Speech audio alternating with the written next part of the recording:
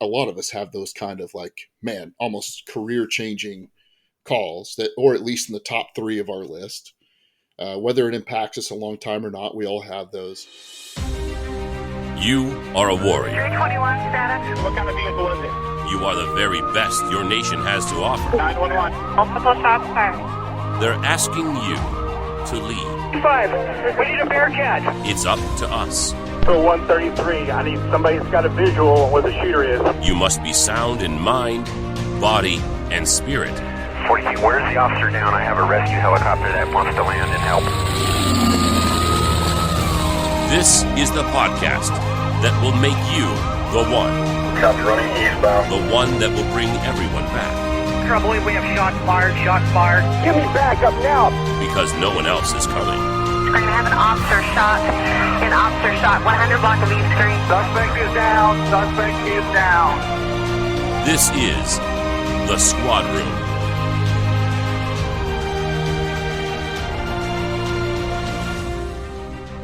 Hello, everyone, and welcome to the Squad Room Podcast, the place for cops who want to create more resilience, improve their work-life balance, and attack each day with positivity and a passion for the work that we do. On this show, we cover the tactics and strategies that you can use every day to create a life worth living both in and out of uniform. My name is Garrett Tesla. I'm a full-time sergeant for a sheriff's office in Southern California, and I am on a mission to build a world where first responders wake up inspired, feel confident at work, and go home safe, knowing they've spent their time in a worthy cause. Before we get to our guest, I want to remind you of a few things. First, if you're on social media, make sure you're following us at The Squad Room and that you've liked our Facebook page. Also, you can join our Facebook group. Just search The Squad Room group to join. But most importantly is that you head over to thesquadroom.net and get signed up for our mailing list. People on that list get exclusive access to free resource downloads, and I also send out content that's exclusive to that list. So don't miss out on something that can help you in your life or your career. So join the list at thesquadroom.net. All right, my guest today is Dr. Trevor Wilkins, but if you're on social media, you might know him better as the Angry Viking. Trevor is a psychotherapist in private practice with Thin Line Counseling in Lexington, Kentucky. Dr. Wilkins served 15 years in uniformed law enforcement, and the prior 3 before that as a police dispatcher, a firefighter, and an EMT. Dr. Wilkins now combines his doctoral level education in professional counseling with his experience of dealing with traumatic scenes and stress to provide counseling services to members of public safety, the military, and the general public that are all dealing with trauma. Dr. Wilkins possesses advanced training, experience, and consultant in training skills for eye movement desensitization and reprocessing, otherwise known as EMDR, which is a leading treatment modality for stress and trauma. And that's according to the World Health Organization. Dr. Wilkins holds an advanced certification in rational emotive behavioral therapy from the Albert Ellis Institute in New York City. And in 2015, Dr. Wilkins began his online program based on his social media brand that I mentioned, the Angry Viking Therapist, where he now treats thousands of individuals, particularly first responders, in dealing with the life stress.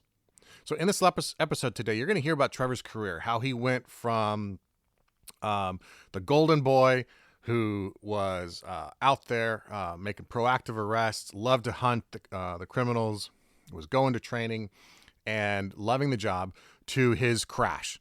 And his crash actually occurred at a traffic accident. He talks about this horrific traffic accident that he responded to that started to tip the scales of his mental health in a very bad direction. And he tells you the story on this, and it's one of those stories and one of those events that, to someone who's listening to this who isn't a cop, it's going to sound it is a horrible thing. It's going to sound like such a unique thing, though. And the truth is that as first responders, we see some version of this all the time.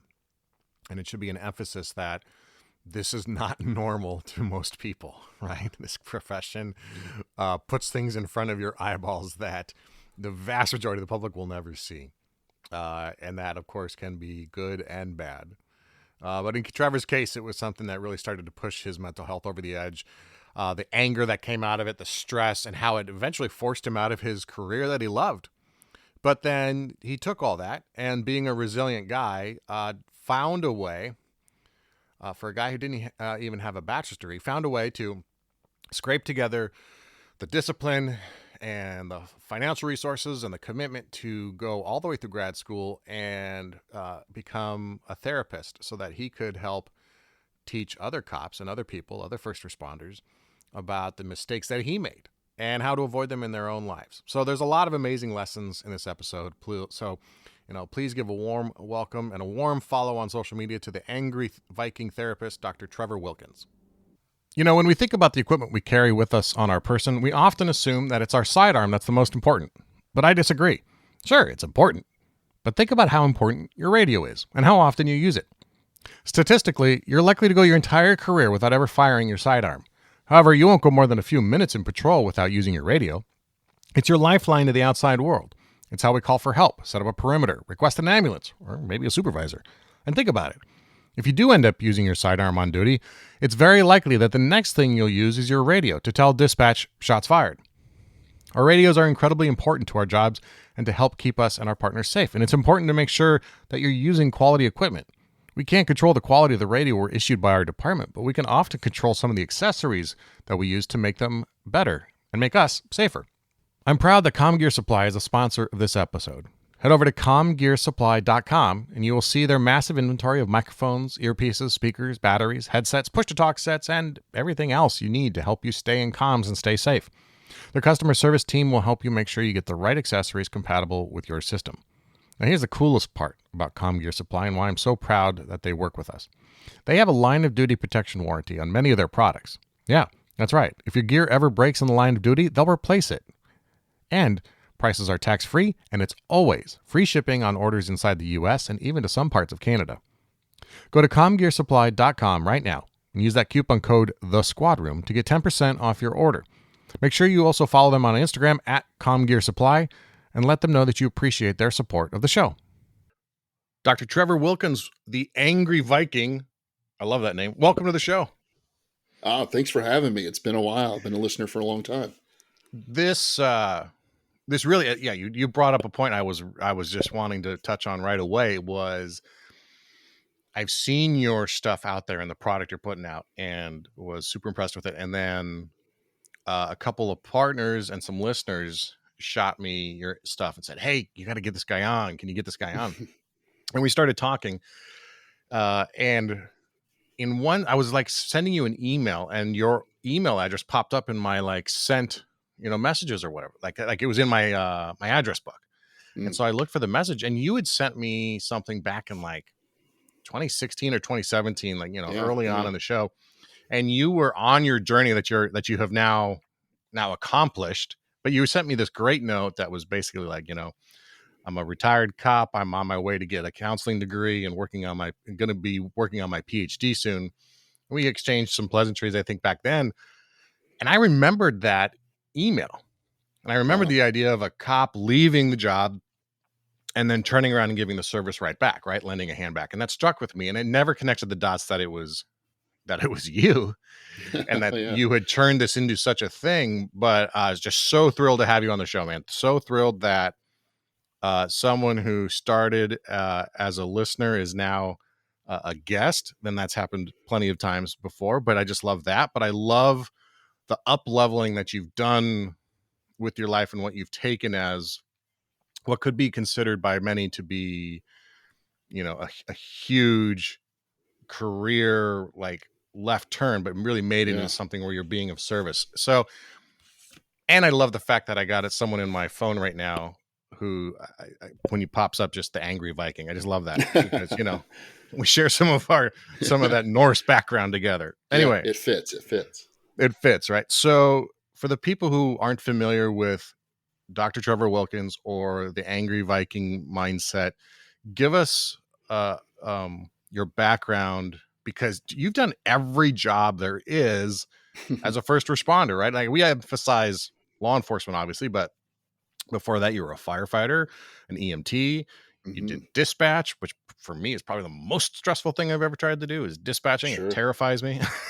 So tell us about all that and your journey from way back then.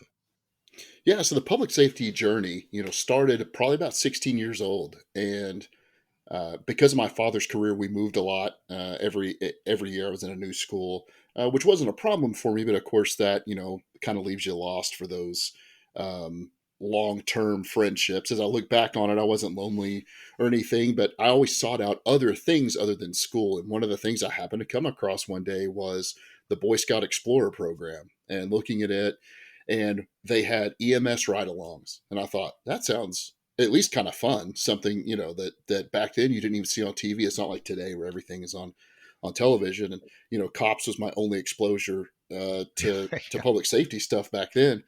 And so I did a ride along at like 16, 17 years old, probably 16, and I just fell in love with it. The same reasons that we all kind of fall in love early with that public safety career. The lights and the sirens and the excitement and the adrenaline. And of course that's what carries us for so many years, until we kind of transition into different phases. But that was it for me. It was done. So everything I did my junior and senior years of high school was about that. In fact, I took my EMT class as a night school at a community college when I was 17, a senior in high school. So I was very fortunate that the instructor happened to be the director of the EMS. So he was like, "Yep, I'll take you on."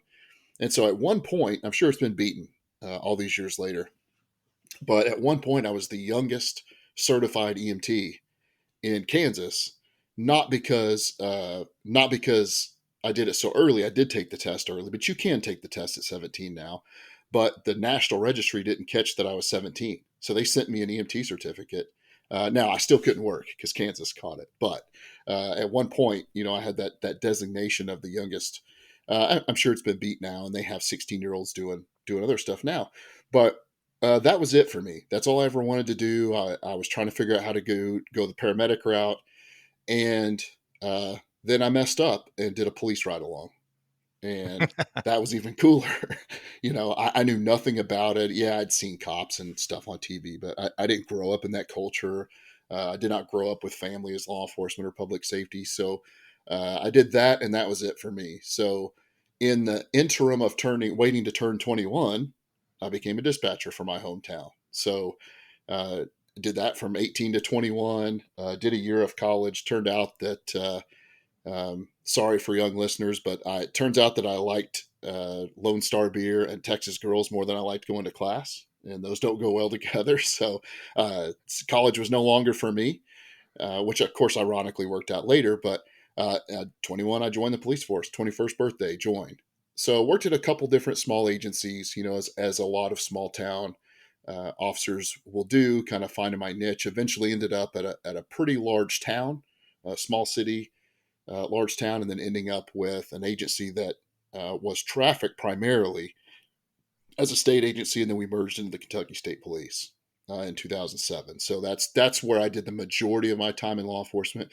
15 years total in uniform law enforcement, and as you said, the 3 years before that, kind of other ventures of public safety. You know, I think we have a lot of similarities. One of those is that we didn't grow up in a law enforcement culture or have family in law Hmm. enforcement. What did your parents do, and or where was the emphasis when you were growing up? Yeah, so 0 to 8 for me. My dad they owned a large jewelry store, one of the Hmm. largest in Texas at the time. And one day, my dad is sitting in church, not a church guy, and he says that he just felt this call to go forward and become a pastor. So, way out of left field, we got out of the jewelry business and moved many miles away at age 8 so my dad could go to seminary, which none of us could have predicted. And he did that well into my 20s and 30s. So that is early on what kind of predicated all the moves. As you're in a denomination, to go to bigger churches, you have to move. So it eventually landed them in Frankfort, Kentucky, and my now wife, then girlfriend, came out over Christmas one year, really liked it, and I applied at Lexington, one of the larger cities here, and got hired. I had been an officer back home at the time in a small town, but got hired here, and where I landed for 4 years at the city, and then went to the state. Interesting. And so there's sounds like there's a thread of service through your family. I mean, being a pastor is very much in service to a community, Hmm. in just in a different capacity than what we do in public safety. So, you know, you've already mentioned that you did 15 years, which obviously implies that you have now left Hmm. Hmm. policing. There is that doctor in front of your name, which we'll get to, because I think there's so much valuable information there. But what was your experience like as you were working?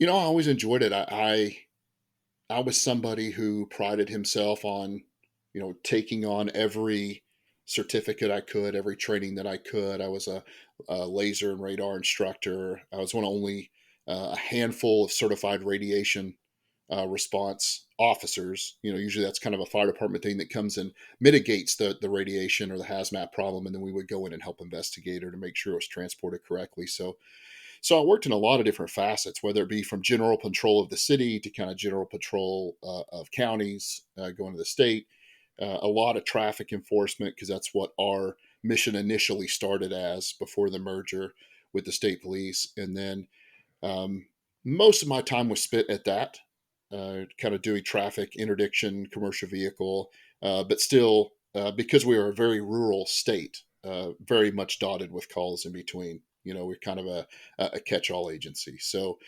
unlike where you are, where you and I, where you are now, where I grew up in Texas, the sheriff's departments take all the counties in the rural or the calls in the rural area. In Kentucky, that's actually kind of rare. The state police is who takes all the calls in the unincorporated areas.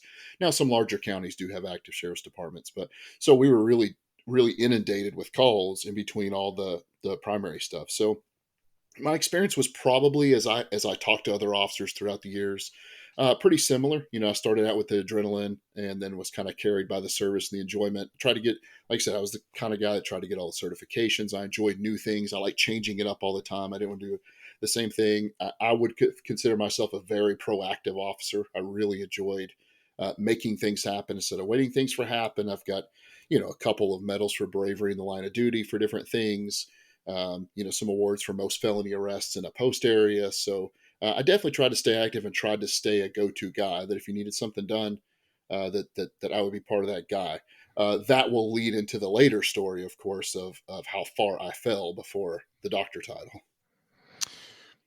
So let's go into that, because I do want to spend a lot of time on the positive things happening now. But what was the first?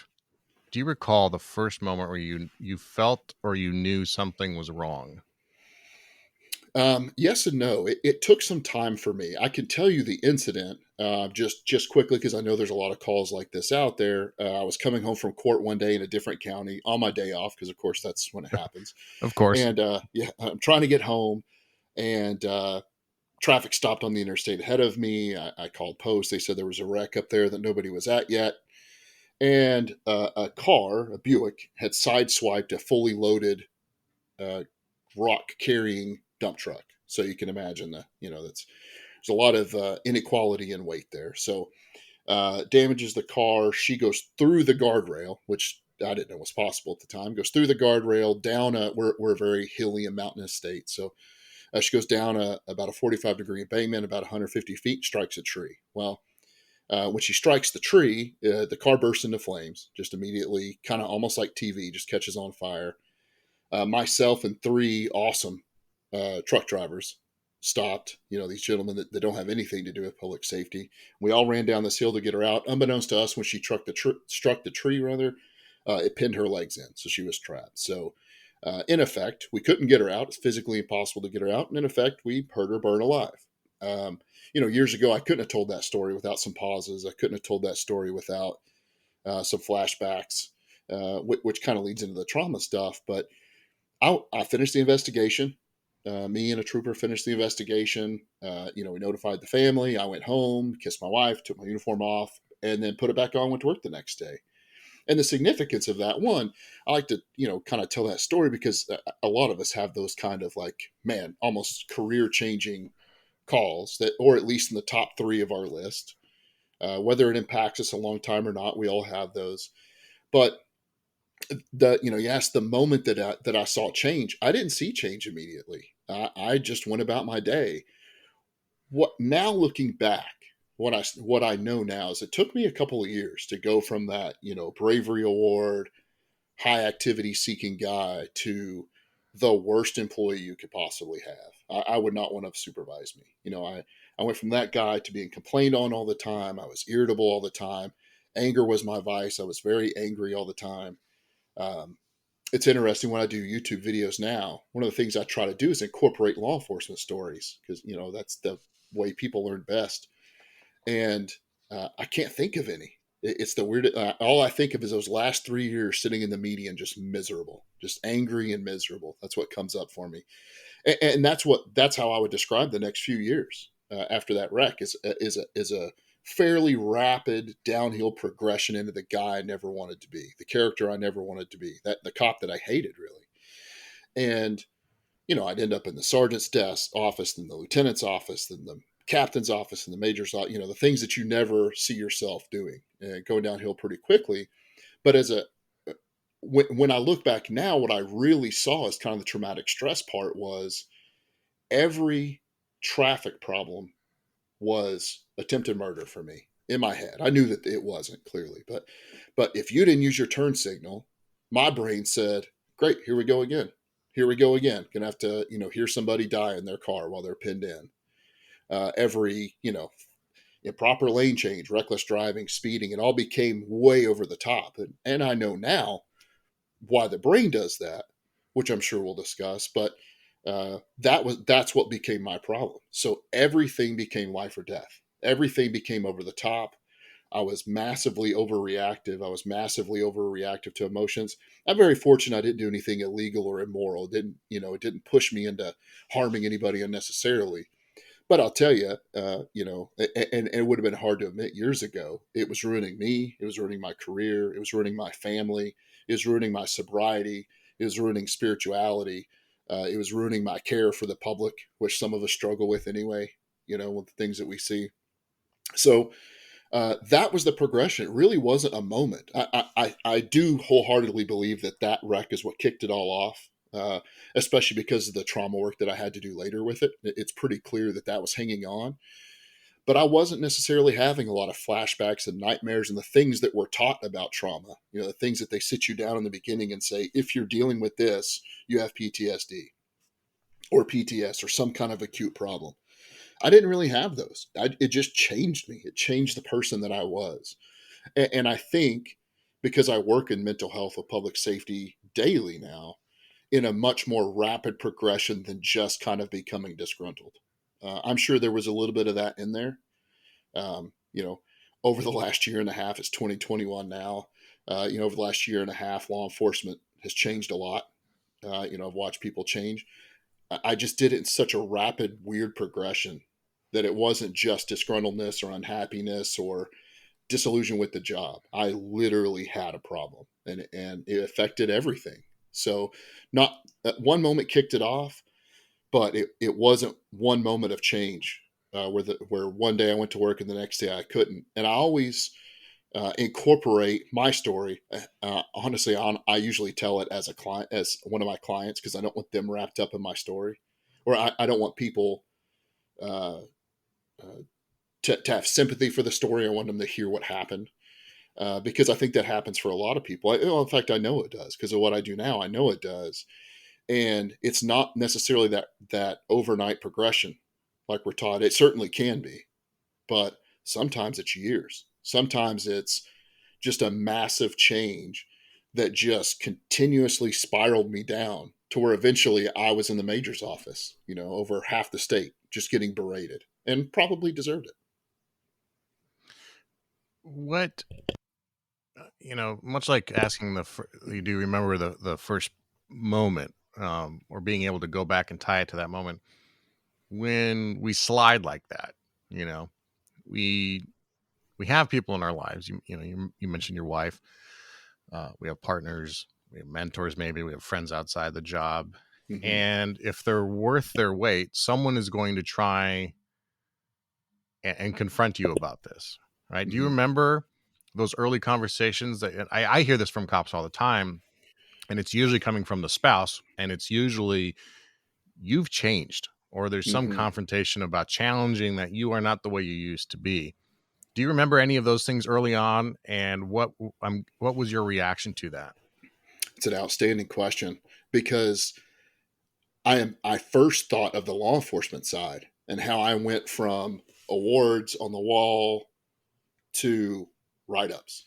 Like that was pretty quick.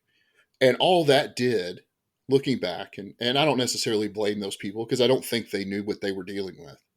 I think I did get some support early on. It changed later, but I did get some support early on, at least at the immediate supervisor level.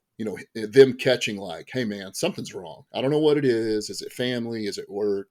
Is it finances? What's going on? Something's wrong. And I really got, almost got angry because of it. Like I refused to be identified as the guy that needed, or at least that was changing, even if needed help. So I think I got some initially, although maybe misguided help in the beginning. And had I been a supervisor, I can't say I would have known how to deal with it. So it's not derogatory. I think it was just misguided and confused, and they had to deal with it before. And but then on the home side, what you just said and what you hear and what I hear from cops all the time is, well, she tells me I changed and I haven't. I'm just still a cop. And I told her in the beginning I was going to be like this.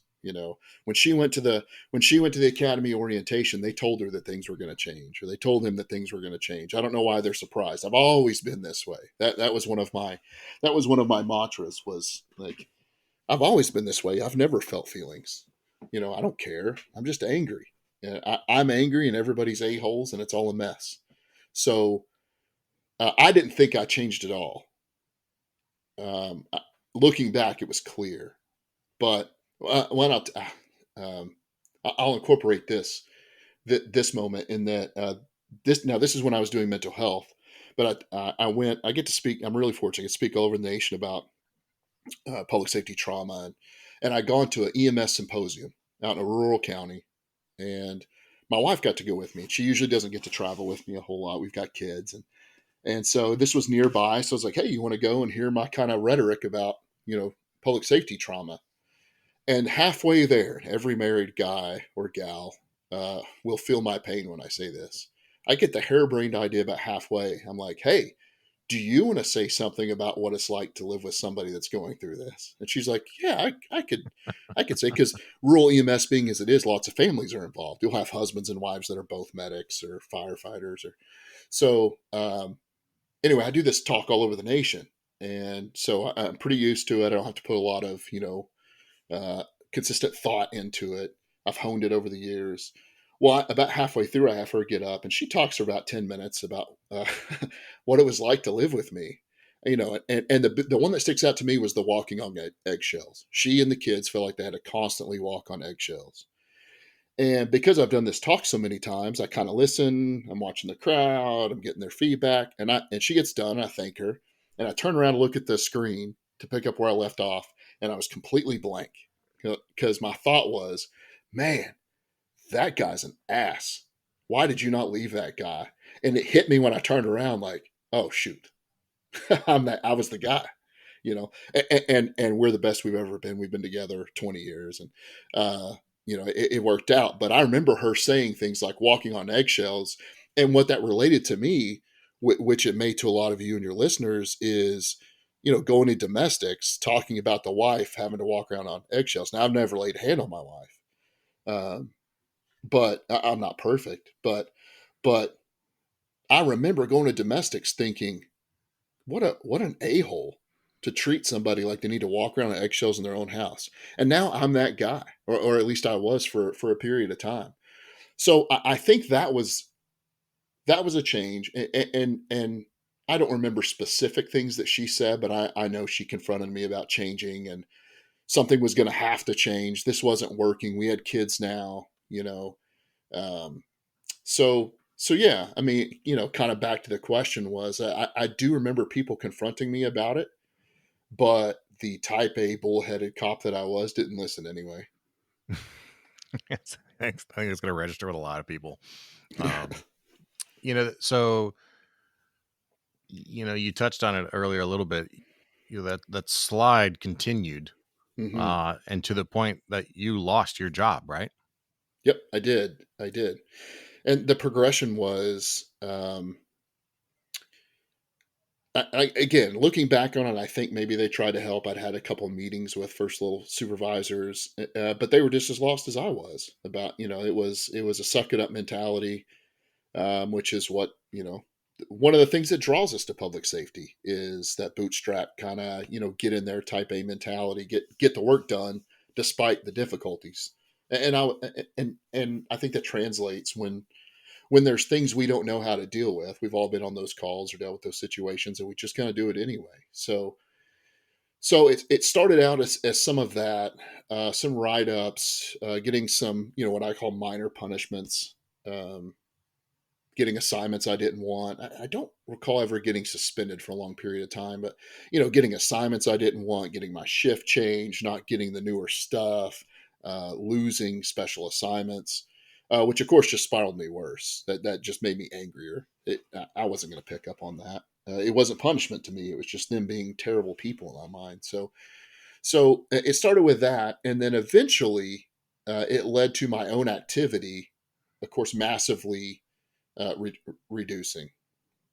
And two things kind of stick out. One, I'd gone and taught a class of radar and LiDAR to a bunch of recruits, and they were at the end of the academy. And it's a pretty traditional state academy. It's pretty tough and pretty militaristic. And it hadn't been too long after the merger, so there was still some kind of animosity there. And I said some things that weren't necessarily inappropriate, but they were kind of confrontationally unprofessional. Both sides were still kind of fighting with each other in this merger, and it turns out there was one of them in the class, and I didn't know it. It was still smack talk like we all do to each other, but maybe in the recruit process, maybe that wasn't the best place for it. So I get called on the carpet for that, and that was in my mind their problem, not mine. Kind of going along with that same theme. But so that kind of sticks out, that I was so willing to be so derogatory to my own people, which I would have taken a bullet for initially. And the other incident was the beginning of a year towards the end. I had been repeatedly written up for low activity, and I finally get a call from a direct line supervisor, a sergeant, checking on me, and he said, "Hey, it's another month where your activity's low. We're gonna have to write you up again. What can we do?" And I said, "Man, I don't know. I was literally putting on my uniform to go to work. I'm like, I don't know." And he said, "Dude, why don't you just take a couple days off? Like, go reset your head. Take a couple days off, be with your family." Well, that's so foreign to me. One of the things in public safety is banking all that time for what? Who really knows at the end? Whether it's for the pay or for one of our things was you could save up your sick time to use as years of service at the end, and we were fortunate there. But nobody touches their sick time. It's foreign. You don't do it. And he's like, "Take a couple days off." I'm like, "You know what? Whatever. I've got more than enough. Maybe this isn't a good day to go to work. It's going to rain anyway, or whatever was going on." And he said, "Hey, by the way, don't forget that if you take more than 3, you got to have a doctor's note to come back." So I took a couple days, and I took a couple more days, and I'm like, "Well, I'll just go get a doctor's note for my doctor to go back." And so I go to my doctor, and he said, "Absolutely not. No way. No way am I going to put my name on Angry You going back to work." And I can't say, even to say as a mental health professional, I can't articulate that I was a danger to self and others. It wasn't to that. But I didn't need to be there. It was a problem. And so I'm like, "Well, I'll just go see a psychologist then, because my medical doctor, who, although a great guy, doesn't specialize in this. I'll go talk to somebody. I'll finally go talk to somebody." So I go to a psychologist. He does a bunch of testing on me and says, "No way, absolutely not. No, I'm not putting my name on that." So I finally reach out for help. Our agency has an EAP program, like most agencies do. We have a psychologist on staff, and he's a great guy. He's actually somebody that I worked the street with before, but he became a psychologist. And I reached out, and the unfortunate thing is he's kind of he was kind of restricted in what he could do. He was more for crisis stuff, for shootings in the state, and so on. So they recommended a couple of people for me to go see. I'm like, well, I'm already bummed out because I finally reached out for help and got told no. Again, not his fault. That was some restrictions that he had, but it bummed me out. The first lady I go to, I tell that story of the car wreck, and she cried. So that was not helpful. The second guy I go to told me that my PTSD and my anger were so bad that he didn't know what to do with me and he didn't know where to send me. So I'm now I finally reached out for Oh help, my gosh. and now I'm on an island. Like not only am I on an island, but now I'm so messed up that nobody wants to do with me. That was kind of my mentality. And again, being that type A personality, it was, well, okay, this is just me then.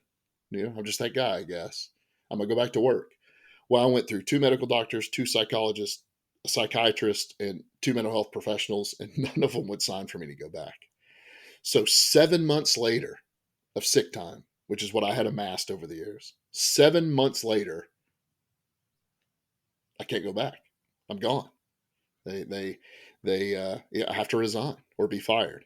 So there I was, no career, uh, no job, no income, no skills to do anything else. My goal was to be a captain by 40 or 45 and have my own post and just ride out the rest of my days. I didn't make it. So I had nothing. And then to add the last little piece to kind of how far I fell, I decided, well, I have done 15 years. That's a significant amount of time. I'm just going to apply for an injury pension then. This is a work related thing. Everybody's telling me that that mental health is an injury. Maybe that added to all the things I have going on in my body, which all cops do, over the years. I've done my time. I don't want to, but I'll just get my pension and go on my way. And I was denied 3 times, no medical pension. So here in this state, they do not recognize mental health as a single injury. If you have a physical injury and a mental health problem on top of that, it will add to the percentage. But PTSD is not a single work-related injury in this state. So spent all my money suing them, or at least appealing them to the board, and 3 times got told no. And so there I was, really with no money, no pension now, had nothing. So that was kind of how far I fell. And then, kind of the next chapter was, now what? Yeah, and that's a big question. Now what? And Yeah. and like, from where you're at, and like without the foresight to know that it's going to work out in this endeavor that you have now. But and at that moment, you're losing so much, right? Mhm. You've lost the job, you've lost the community and the connection there. Uh, I think in struggles or challenges like that, what I hear across the board is that, when you're out, you're out. Like Yeah. the department goes on without you just fine. And, there's one of those new recruits you were training fills your slot on the squad roster the day you leave, right? Like Oh yeah. it's not, so they continue on, and it's kind of like watching a train leave the station, I guess, right? Like you're stuck, Hmm. you're feeling like you're stuck, or you're in one spot and everyone else is moving forward. You said you had goals that you didn't achieve. Hmm. So my first question, uh, in talking about your transition and moving forward, how did you rectify, or have you rectified not achieving those goals? How did you come to terms with that? I can say now that I have. Uh, I don't like it. They are still things I wish I would have accomplished. There are days that I still miss parts of the job, but I'd say now, because of what I'm doing now, I've rectified it. One of the cool things about now is that I would have told you for 20 plus years that policing was my calling, and I think it was. But because of what I get to do now and the changes I get to see in people now, this was my calling. I just had a really Mm, rocky road to get there. And I'm not a sentimental guy. Like, for me to say things like, well, but after your adversity comes your next big level up, which I agree with. Or, you got to turn. I do believe that I had to turn. One of my benefits was my willingness to turn my worst moments into my greatest asset. mhm. But I don't get like excited by that. Saying it, you wouldn't have excited me in the time. Like, oh yeah, man, I'm going for something great. Right. I just like kept moving. Mhm. It's the reason I have a PhD now. I tell some people I was too stupid to stop, but I just keep going. That's what cops do. We just, oh, okay. Oh, this needs to be handled. Well, I was supposed to go home, but okay, I'll go deal with it, I guess. here's another mission I've got. So, luckily for me, it ended up having a mission, but I think I've rectified it now. I was telling somebody the other day, people ask me all the time if I miss it. And there's definitely, anyone that's been on any length of time will appreciate this. I'm a power lifter. I lift really heavy. And one of the things that if music isn't doing it for me in the gym, I'll watch like body cam videos. And I used to could not do that. It used to be that would cause me a lot of problems. But now I watch it and I'm like, oh man, that was adrenaline and amazing. And I miss some of those days of the exciting stuff. And yeah, I know there's going to be a lot of paperwork, but man, I kind of miss this part a little bit. And then, so in those times, maybe that's the least amount of rectification or appreciation I have where I am now. But I'll immediately go to my office or have somebody call me and tell me about all the the administrative junk that's going on and the political junk and the where policing is today. And I think, oh, I don't miss that at all. Zero. Yeah. So I think now that I don't miss it as much and I've kind of rectified where I'm at, I think that's made up for it. How many times have you damaged your gear while on duty? Chances are it's a lot. So why don't companies have a protection guarantee to replace gear that has been damaged in the line of duty? ComGear Supply is the first and only tactical communication company that has a line of duty warranty that will cover the damages to some of your most critical communication gear. Every month, ComGear Supply saves cops all around North America about $1,500 because they replace damaged gear due to cracked housing, pulled cables, water damage, and more. Me personally, I always pulled cables on my radio gear. From physical altercation to an accidental drop, ComGear Supply has you protected with that line of duty warranty. You can find tactical headsets, push-to-talks, earpieces, mics, and so much more in their line of duty collection. You can also check out gear from Auto, Xilinx, Invisio, and other reputable brands at the best prices available. You can also check out gear from Auto, Xilinx, Invisio, and other reputable brands at the best prices available. Find all-time favorites like the Noise Barrier Micros from Auto or the XPR Push-to-Talk from Xilinx. With year-round sales, tax-free prices, and free shipping, you're guaranteed to get quality communication gear at a fair price. Go to ComGearSupply.com right now and use that coupon code TheSquadRoom to get 10% off your order. Make sure you also follow them on Instagram at ComGearSupply and let them know that you appreciate their support of the Squad Room. So, I mean, you're at this point where like everything's gone, everything's taken. You make this decision, which is completely counterintuitive on the surface anyway. I mean, you talked about like leaving college after a year because it was not, you just weren't in the right mindset for it. But to go from a year of college and college dropout to leaping forward and making this decision to go after your PhD, explain that thought process and why you chose to do what you're doing now. Because I think it's really interesting. Well, and it was buffered, thank goodness, by I had met somebody my last couple years of law enforcement. I met somebody that's like, why haven't you accomplished the things you want to accomplish in life? And because I now had kids at the time, very young, but I had young kids at the time, I thought, man, I do kind of have that bachelor's degree hanging over my head. I know that it's not necessarily going to serve me. Maybe as I got into the upper ranks, upper administration, it would be important. But at the agency I was at, it really wasn't going to be a deciding factor. So I just never really looked at it before. And something about that this gentleman, Gary, said to me, just like, stop making excuses and do what you need to do. And I thought, oh, I need to go finish my degree. Not because it was going to serve me immediately, but because I had two young girls and I did not want to have to tell them to go to college unlike I did. I wanted to be able to say, like, it's possible, but wow, I did it a hard way. Like, don't do it in your 30s. It's horrible. So when you've got a mortgage to pay and you got to go to work and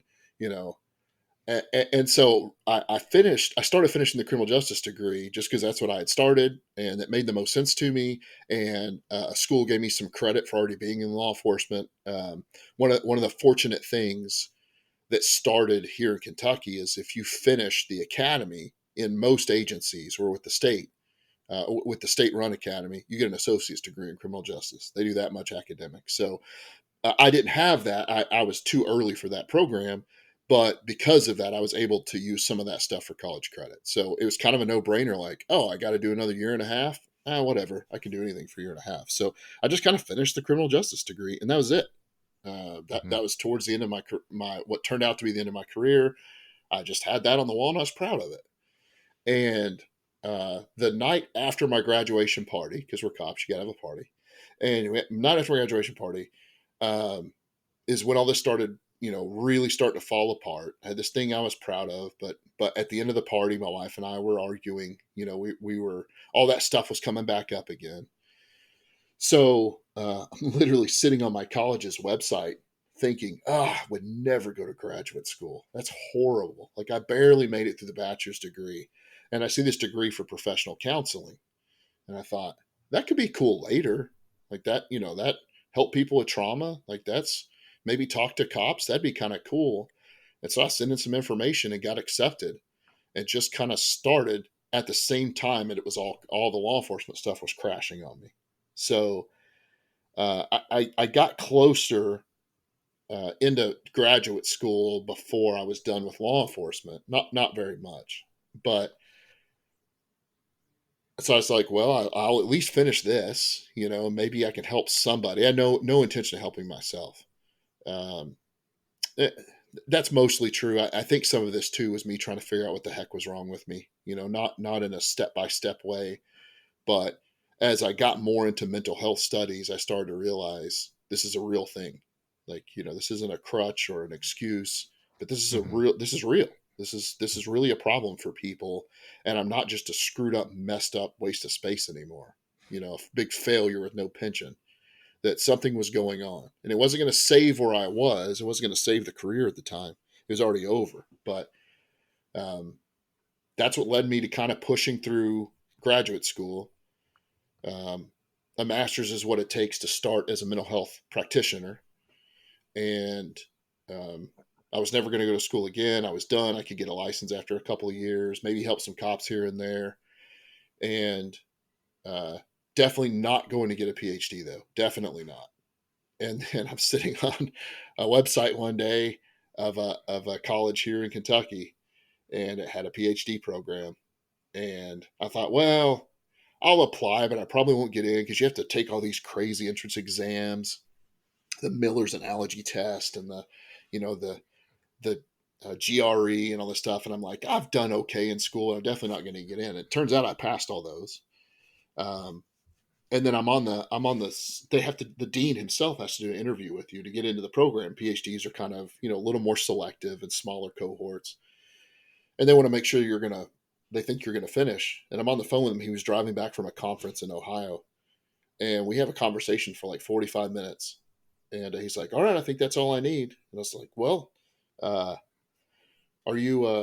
do you send me a letter? Like, how do you let me know? He's like, what do you mean? I'm like, well, if I get in the program, do you send me a letter? He's like, no, you're in. Sounds good.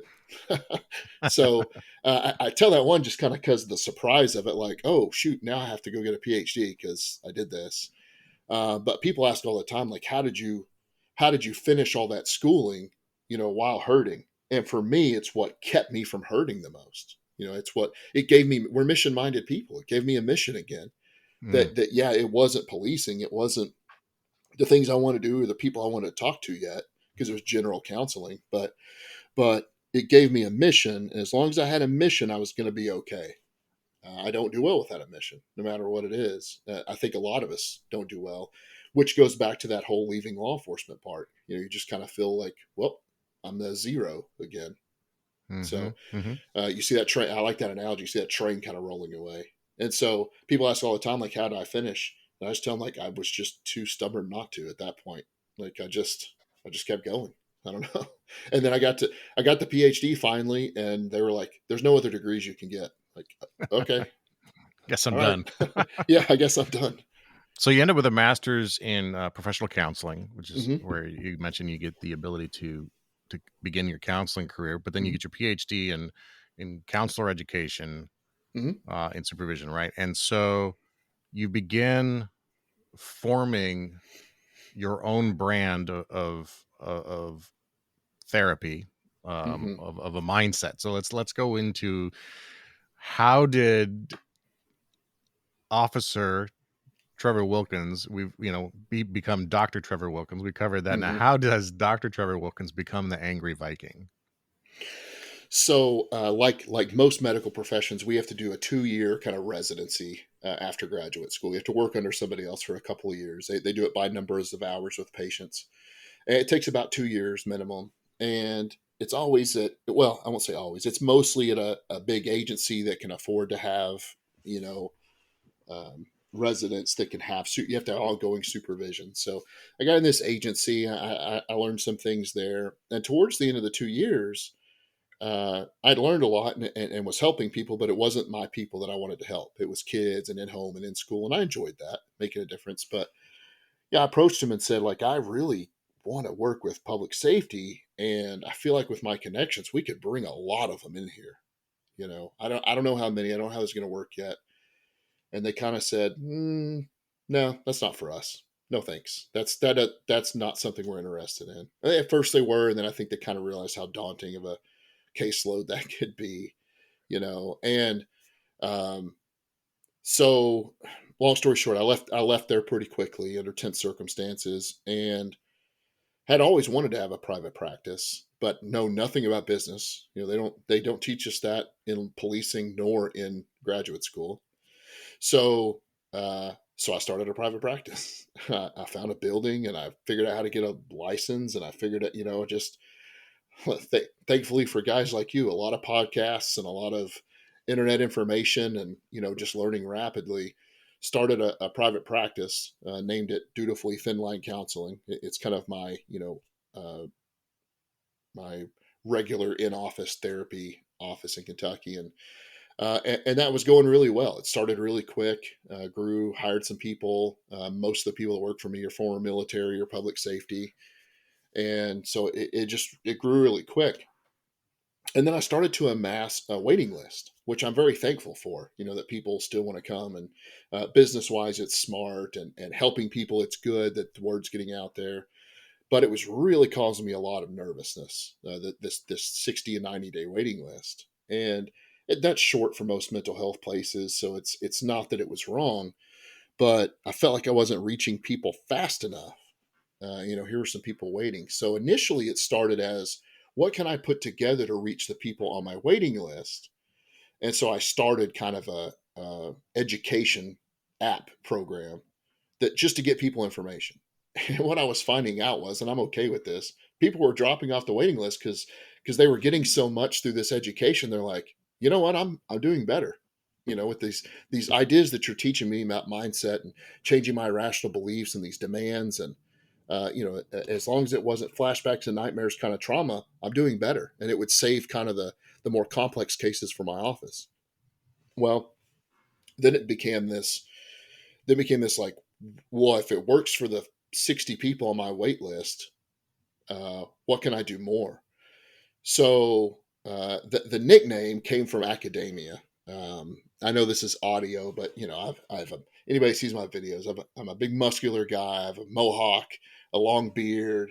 I'm covered in Viking tattoos. I'm sleeved out in Viking tattoos. It's always been something that I've enjoyed. And academia, being quite, especially the counseling community of academia, being quite nice people. You know, I look like an angry a-hole all the time when I talk to them. So it's actually academia that nicknamed me the Angry Viking Therapist, and it just kind of stuck. Um, there was a lot of Angry Viking stuff out there, so the Angry Viking Therapist really stuck. So I get with a business coach who I still use today, excellent guy, um, and he kind of helped me take this idea and explode it into this multiple tiered system where people can come in and get exactly what they need. And it's predicated around the idea that of two things. One, mindset is everything. And I'm careful with the word mindset because it's kind of been beat up today. That doesn't mean that you just think happy thoughts and things will be good. It is our interpretation of things, of life events, of things we see, of things that we experience. It's our interpretation that makes the difference. the incident does not dictate what we feel, because most civilians see 1.5 to 2 critical events in their life. Law enforcement officers see 750 in 20 years.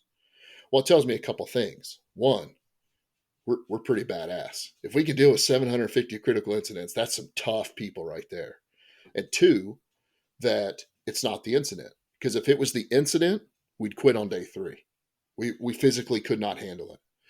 So through my education of neurology and mindset and brain scans that we've done to understand trauma over the last few years, and people that are specializing in it, and learning things like EMDR, which is a treatment modality that I use, which is rated #1 for traumatic stress, I started to figure out that it's mindset, not in the way of just be happy or think good thoughts or ignore the bad, but what does that incident mean about me? And what I find over and over again is the negative cognition or the negative thought is usually us.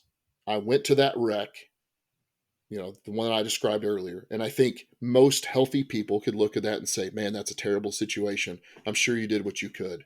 That's really hard. But for years, although I turned it all into everything was a felony, I turned it all into everybody was at fault. Really, my belief was I was too weak to get her out, and I'm worthless and terrible. I would have never used those words if you asked me, but I'm worthless. I screwed up. I'm terrible. I'm worthless. I'm horrible. And that is what really translated into the anger. That's what really translated into, I wouldn't say depression. I was depressed, but depression is kind of its own animal sometimes. That's what really translated into the overreaction. For me, it was anger. That was the way that I expressed it. Some people are depressed, some are anxious. I was angry at all times. It was a defense mechanism as I look back on it. So starting to understand that, and understanding that mindset was, again, that you couldn't have just told me, hey buddy, you did the best you could. Let's lay it out there. Let's do a technical debriefing of what you did, and you're going to be okay. And I think, okay, well, you're right. I'm good. It turns out that the brain keeps those things. And that was the second piece. One was that mindset. And second was that trauma leaves an imprint on your brain in which you filter everything through now. So the turn signal, or the person recklessly driving or tailgating, was now being filtered not only through the thing that I saw, which my brain was having trouble with, but the belief that if I don't stop it, here I am again, not good enough. Just added to it. And I wasn't then, and I'm not now a poor me person. I would have not used the words not good enough. I wouldn't have. That would not have worked for me. But as I look back on it now, that was really the root of the problem. And for me, it just manifested as anger instead of alcohol or drugs or anything else. So that's what became the Angry Viking mindset method. Put that mindset in there just so kind of people could understand it was mental health related. And I started to learn about social media marketing, and started learning about getting your name out there. Started watching the people, hearing like your podcast and people that are putting out really good information. So I thought, this is a good way to do it. This is 2021. If you're not monetizing this, if you're not using the internet to grow, you're missing out. You're really missing out right now. And so I got some good coaches and admitted I didn't know what I was doing. And now it's become this entire system with multiple tiers. Each tier has different things. People come in whatever, financial place they are or tier that they need. But all tiers have a community aspect where it's, very similar, not always public safety or military, but a lot of public safety, military, kind of a community area, twice weekly Q&A calls with me. So you can take the information, rapidly grow. So most of the tiers have daily information that comes out. And this is the daily information, not of, hey man, take 5 deep breaths and it'll be okay. It's, hey, your thinking is wrong. Here's why your thinking is wrong. Here's what we got to fix. It's the stuff that literally saved my life. Literally got me to where I am today with changing that mindset. And then some of the tiers do have one-on-one weekly sessions with me, just depending on where people are. One of the things that confuse people, because I am a therapist, I tell people, I don't think you always need one-on-one sessions with a therapist, but I do think you need to get started in the right direction. So maybe you don't need that sit down with a therapist every week, or a mindset coach, or however it's billed. But you're going to have to get started in the right direction. One, you got to figure out you're not crazy. This is a brain problem. Uh, you have to know that there are other people dealing with this. It's not a pity party. We don't get in the Q&As and talk about our horrible life. It's usually wins, actually. Or people can ask some questions and we get it put together. And I found that to be, it actually, I look forward to them every week now, because it's just massive growth. And then some tiers are just more videos, more in-depth stuff that people liked, the YouTube stuff that were longer. Now they can get kind of shorter daily stuff out of it. And I'm a huge believer of the whole impact of the system is what made the change for me, kind of in a screwed up direction. It took me a while to get there, but I rapidly see people's lives get better through the Angry Viking mindset method and squad, because you're getting hit from all different directions. And it's not about taking 5 deep breaths. It's not about counting to 10. It's not about pretending the bad things didn't happen. The problem is that the past, the trauma, is present right now. You may not think about it or have flashbacks or deal with it, but your reaction, your negative cognition, your negative belief is still happening right now. And it's become your filter. And we have to change that stupid pattern. So one of the things you say often in your posts, in your videos is, and I might butcher this a bit, but the point's there. You can't change anything until you change everything, or some version of that. And to change everything for someone who doesn't even know where to begin sounds like such a monumental, overwhelming thought, right? Mm-hmm. But if someone were to reach out to you, shoot you a DM, join the group, whatever it is, a cop or a first responder that's out there, what's the first step they need to take on that, to really begin to change everything? Well, it's education is what I would say first. Everything starts at once, because you do have to change everything. You got to change your rhetoric. You got to change your beliefs. You got to change how you filter things. But I think education is what saved me, understanding what's going on. And I think it's why it's so important to, in this case, public safety, law enforcement, because law enforcement, we don't typically do things unless we know why. Yes, there are times that we've had to take the lead of a senior officer. Or yes, there's times where we just had to do what we could in training, or, we didn't know exactly what was going on, but we don't like to do things without knowing why. If you can give me the state statute, I will absolutely go take care of it. I think of getting into later in my career, getting into commercial vehicle enforcement. And I liked it because it was a world I knew nothing about. Here's a whole book of federal regulations, which are very confusing. Good luck. We'll give you some training and then go forth. And I remember drivers would pull the wool over me all the time. Be like, well, you got to have this many hours. And they're like, no. That's for only trucks that drive less than 500 miles. Or, like they just give me some crazy thing. And I'm like, oh yeah, okay, well, all righty then. I'd let them go. And I'd go home and read the statute. I'm like, oh man. But it would never happen again, right? Like next time I heard that, oh no, that's I heard that's under 500 miles. I'm like, man, let me tell you, 49 CFR 180, whatever says this. So for kind of taking that mentality, I think people need to know why this is happening. I think people need to understand, even intricately, like maybe I don't have to be able to name the parts of the brain that I do, but you need to know that this is a limbic system problem. The limbic system's job is fight or flight, which is great in fight or flight, but it's all that it knows. It's actually kind of dumb. It's an on or an off switch. It's the primary area that we look at when we're doing brain scans or we're dealing with trauma. We need that limbic system, because if all we have is the thinking brain, the prefrontal cortex, the neocortex part of the brain, if that's all we have and somebody crams their brakes in front of us, our brain's thinking, oh, the red lights are on, the distance is closing, we should evaluate some options here. We're in trouble. We need the limbic system to go, oh, crap, hit the brakes. And it's happened to all of us.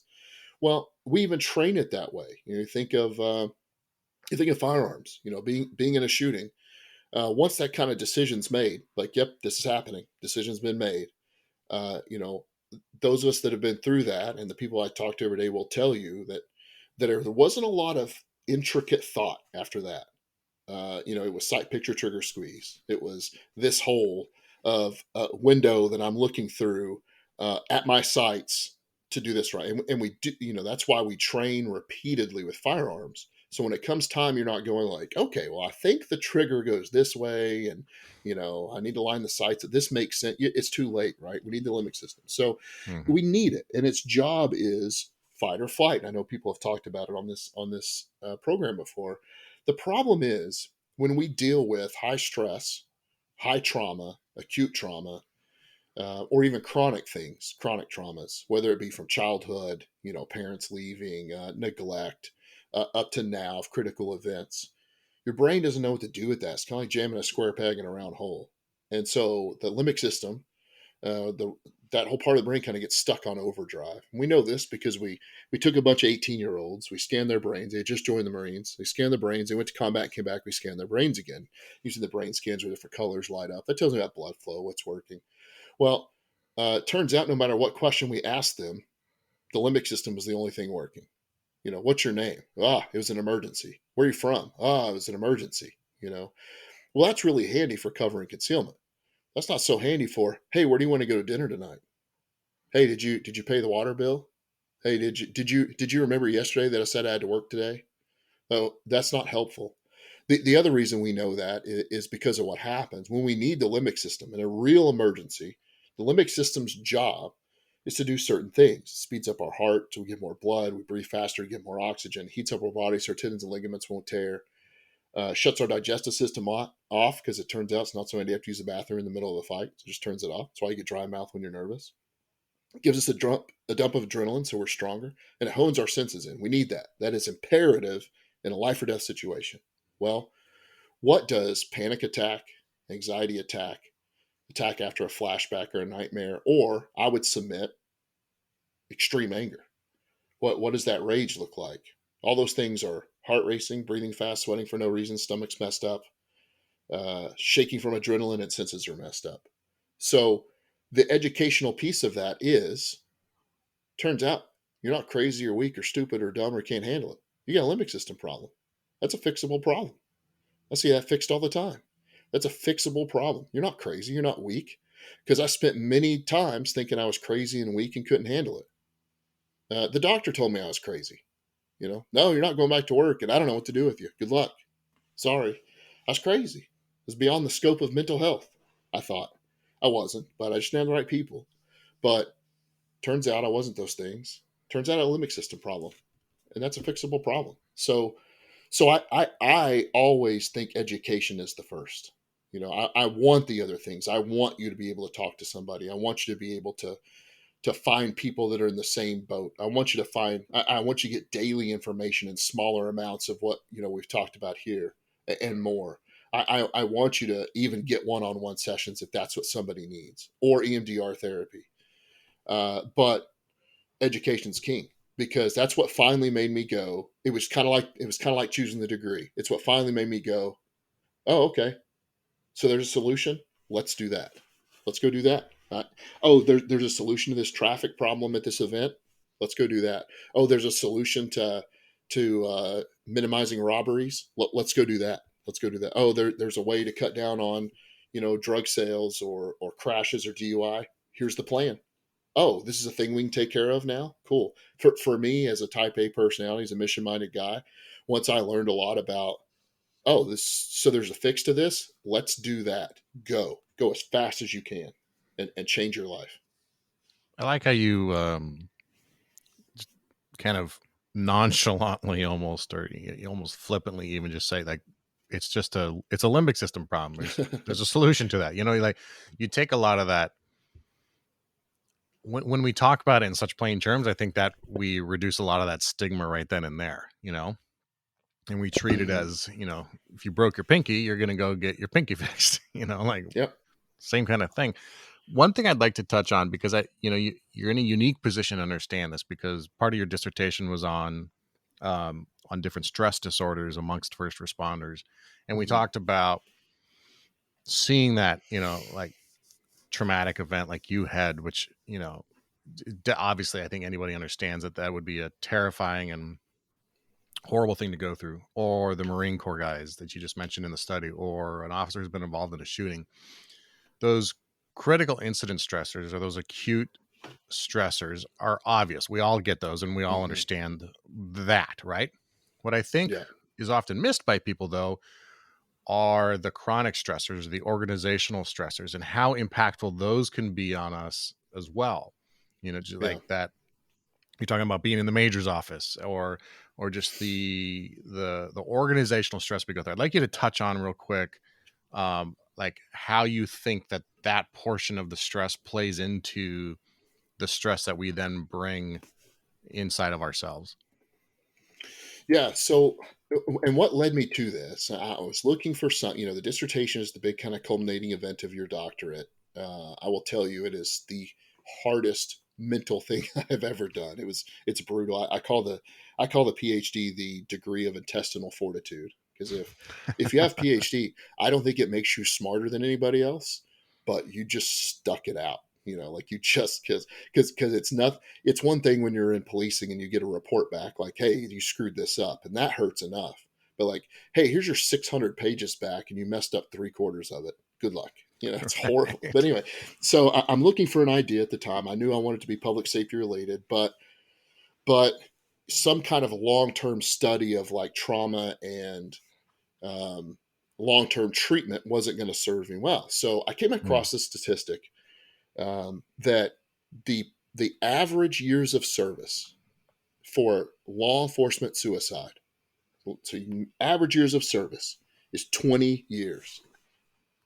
You made it. You're at 20. You're near the end. It's the goal, right? Is 20 or whatever you have to do after that. But and I realize, because I did that job for almost 20 years, that stuff adds up. But I thought, 20. Why are guys killing themselves? Why are gals killing themselves at 20? You've made it. You're near the end. That I would think it'd be 3 or 4 when you're tired of seeing bad stuff. That kind of phase that we all get in from 4 to 7, where you're starting to care less about the community and so on. So I was like, what is adding up over 20 years, other than, like you said, these acute things, these 750 events? Sure, I can make sense of all that adding up, but what is going on behind the scenes, uh, that people are getting to 20 years and feeling like they have no hope? Because that's what suicide is. It's hopelessness. It's no hope. I have no other function. I have no other way to deal with this. And I always add, and I like to give credit to my buddy Eddie Richardson, that I work with regularly. He said one day, he was a former South Carolina trooper, and then sheriff's deputy, got hurt, very, very badly hurt, still deals with injury today, and had considered suicide. And he said, I've been trained to take out the problem, and I was the problem. I became the problem. I was messing everybody else up. So it was time to take me out. And luckily he did not. Now he works with me at a nonprofit, the Wounded Blue, and which is just a nonprofit that I'm the clinical director for.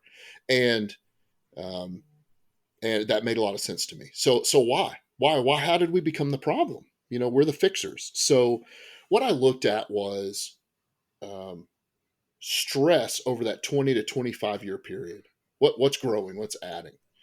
So I looked at it 2 different ways. Organizational stress, which is, I described the stuff we do every day: the handcuffing, the night shift, the eating like crap, the losing friends that aren't cops, the fighting, the court, the stuff, the job. And operational stress was not necessarily the admin, but the behind the scenes operational stuff. We don't have the equipment we need. If I use force, I'm not sure my agency will back me. Um, the we don't have the equipment or training that we need. The ongoing things that we would feel are the organizational problem instead of the operational stuff. And so I looked at it a couple different ways. I used hundreds of officers here in the state, from agencies of one-man departments to 1,800, years of service from 6 months to, I had one guy that's had been on 41 years, and all in between. Average years was about about 10. So I got all this information. I did all these really technical statistical analysis because I'm a statute guy. I want to be able to say, look what I found. Look, I have evidence that this is going on. It's not just a thought. So I looked at it all, and I knew that operational stress, organizational stress would change. So just the easy math of it is on a scale of 0 to 120, 120 is the highest that you could be at after answering all the questions. Well, operational stress was about in the middle, 65. Kind of expected that. Organizational stress, same thing, 0 to 120, it was a 56, so it was about in the middle. And I felt like I knew, hypothesized, or at least believed that operational stress would go down over 25 years because we don't really get worked up about that stuff anymore. Handcuff is handcuffing. Night shift is night shift. Bad diet's bad diet. We don't really get worked up, stressed out about that stuff, with an exception of maybe a traumatic thing. Well, and it did over that 25-year career. And again, this is an average. So this the mathematical average, the mathematical statistics of everybody, not just one or two people. The operational stress on that scale of 0 to 120 went down by 24 points. Cool. So that's going down. So it's not the job that we're doing. It's not the daily stuff. I also expected, because I've had trouble with administrations, as many of us had, that organizational stress would go up. And it did over 25 years. What blew me away, though, is how much it went up. On that scale of 0 to 120, organizational stress went up by 67.9 points. 67 points. While operational went down, organizational went up. And I looked at all different, I even did statistics of what section do you work in: patrol, traffic, administration, investigation, community services. So I got I think it was over 4,000 data points. And organizational stress went up by 67 points over a 25-year career. It's not the daily job that's killing us. It's not the handcuffing and the stress. It's not the driving fast. It's not we do have acute incidents in there that cause problems. But it's the organizational stuff. That's what's killing our people. It went up 67 points. That's why at 20 years, you're more stressed out than at day one. It's not the handcuffing. It's not the job. I won't say administration per se. You may have a great administration, but just the job as the whole, the background of the job of the whole is what's killing us. And if I were an upper level administrator, wow, I would take that to heart. And I'm not an upper level administrator. I own my business, but it's not public safety. But that's a slap in the face. That's big news right there.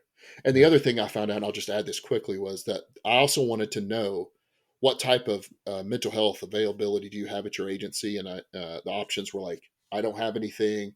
I have something, but I don't know how to access it. I do know how to access it, or I have a specific number or person I can call. And what I wanted to show was the greater of those, like having somebody to call, would have less stress.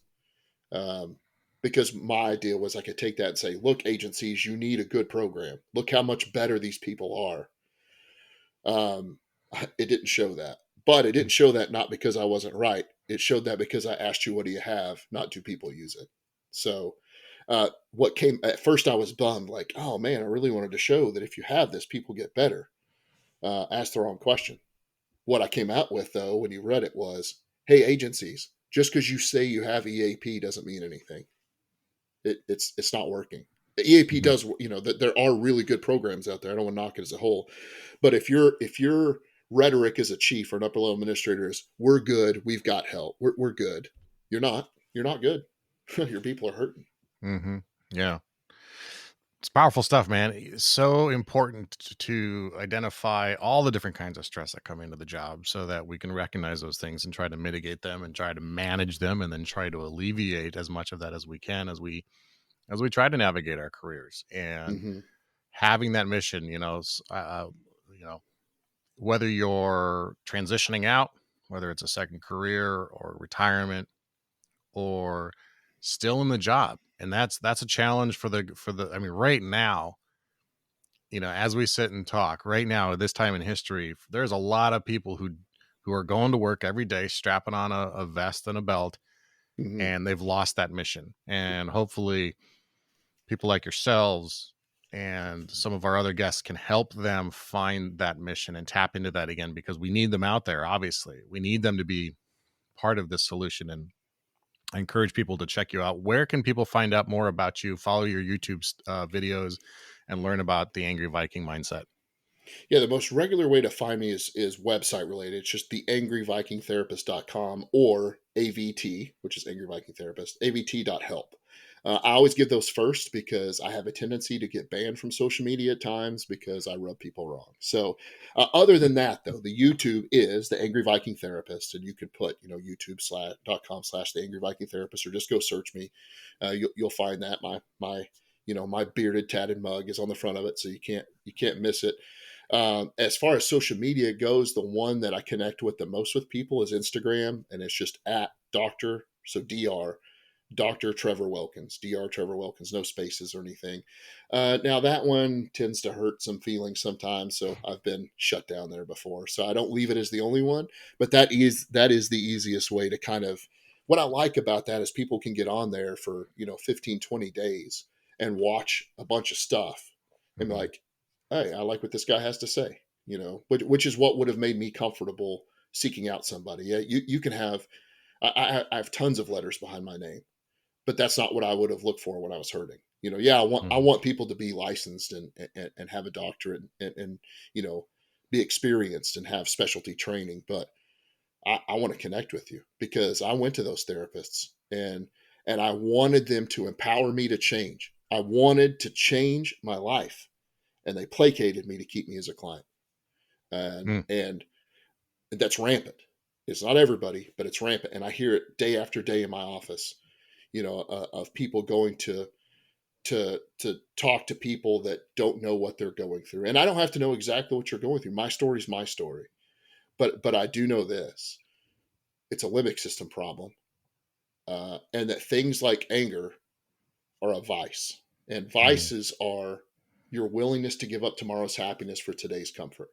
So I knew when I lost it that there would be consequences the next day, but I didn't care because I needed the comfort of it right now. That was my vice. I was very good at it. Still very good at it. I still wake up. I'm not happy-go-lucky all the time. I still wake up with problems.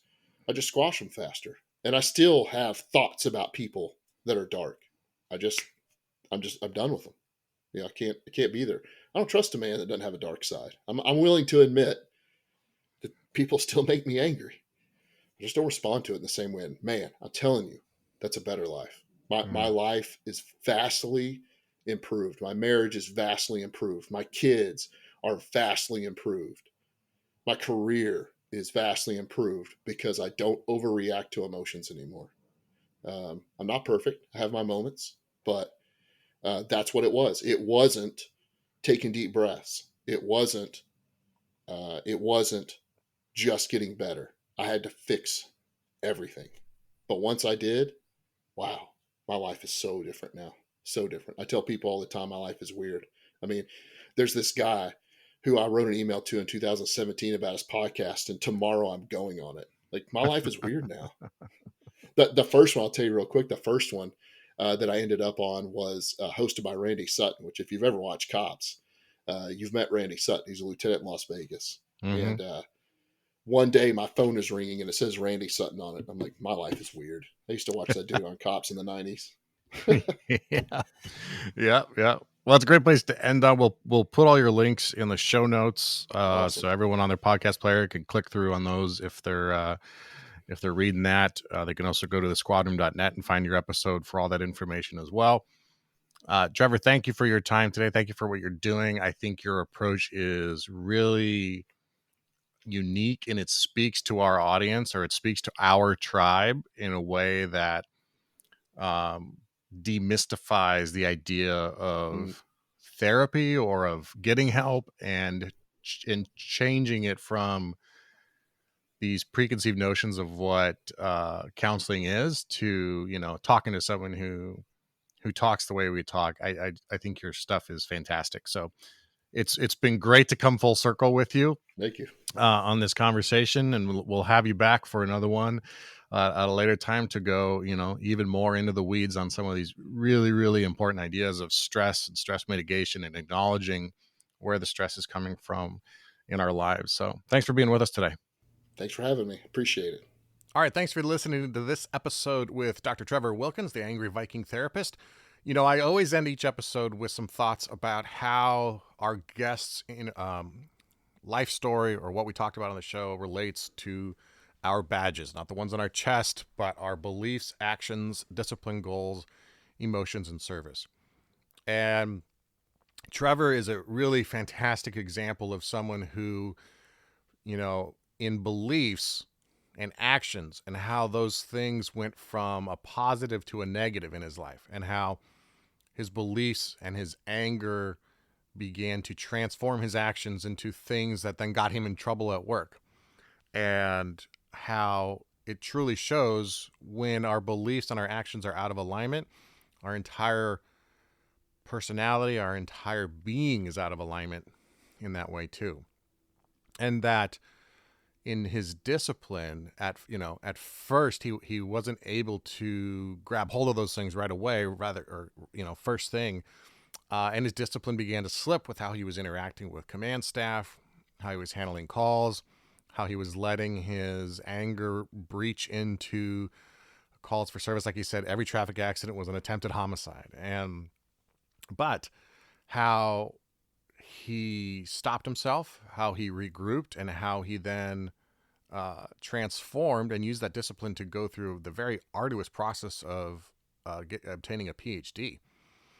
You know, and then for his goals, that PhD itself is a huge goal. But then to use that as the jumping off point, that's not where he stopped.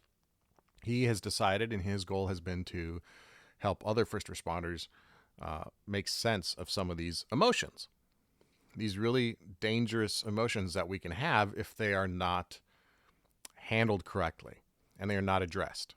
And they have to be addressed. They can't be ignored. They can't be just pushed down. They can't be pushed aside. They have to be acknowledged and processed. And he didn't do that for a long time, as he talked about on the show, but he eventually did. And now he sees it from the other side, and he sees others help. And then his service, of course, he was in service as a firefighter, as a dispatcher, as an EMT, then as a cop for 15 years. And now he's in service in a much different way, but in a way that's still very, very meaningful. So to me, Trevor really encapsulates that badge's ethos, or that badge's idea, almost perfectly. All right, I want to offer you something that I'm very excited about. It's absolutely free. It's been going for like a year now, and it's not quite a year, but we're having a great time with it. We have launched Tactical Tuesdays. It's a free weekly email where we bring you a few tactics, tips, and strategies to help you succeed in the week ahead. And maybe a book I would like to share, or some gear I found useful, maybe an inspiring quote, or anything else I think you'd like. To sign up for the Tactical Tuesday email list, you can visit thesquadroom.net/Tactical Tuesdays, or just text your email address to 805-364-2331. That's 805-364-2331. If you didn't catch that, check out the show notes for this episode. You can find it there, and I promise I won't sell or spam your email address. Before we wrap up, I have a challenge for you. If you want to do something to help the show, if you got something out of this episode, if you're inspired by this conversation with Trevor, I want to challenge you right now to take a photo of your podcast player as you're playing this episode, as you're finishing up here, and I want you to share it with 3 friends, people you think might need to hear what we talked about today, or feel that you want to reach out to and let them know that you're thinking about them. Send this episode and recommend that they listen to it. Also, please consider leaving a review on the podcast player of your choice, and leave a comment with your review if you have a few extra seconds. It really helps us spread the word about the show. And of course, follow us on Facebook and Instagram at The Squad Room. Special thanks to our sponsor for today's episode, ComGear Supply. If you're looking for the best prices and industry-leading warranty coverage on your radio equipment, make sure you check them out and use the coupon code TheSquadRoom to get 10% off your order. There's also some other great companies that support our show.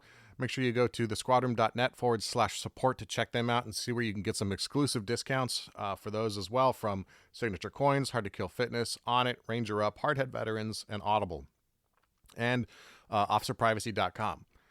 Now, if you're looking for a best-fitting ballistic helmet that exceeds NIJ standards and won't break your bank, check out hardheadveterans.com and use that coupon code SQUADROOM to get $20, not 20%, $20 off your helmet. All right, until next time, take care of each other and stay safe.